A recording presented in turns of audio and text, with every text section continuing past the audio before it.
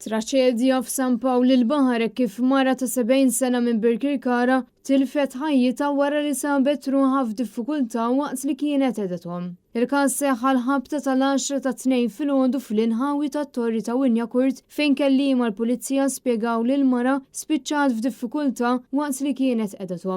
Minnu fih hija ngħatat l-ewwel għajnuna minn membri tas-Soċjetà tas-Salib l-Aħmar sabiex sussegwentament ġie msejjaħ fil-posti mediku tal-ambulanzi. Madankollu, sfortunatament hija ġiet iċċertifikata mejta fil-post. Għal xi ħin l-identità tal-mara ma kienx magħrufa e kif il-pulizija kull ma sabu fil-post tal-inċident kienu biss soġġetti relatati mal-baħar u l-hawn. Bil-mara ma kienx qed iġġor fuqha xi forma ta' identifikazzjoni.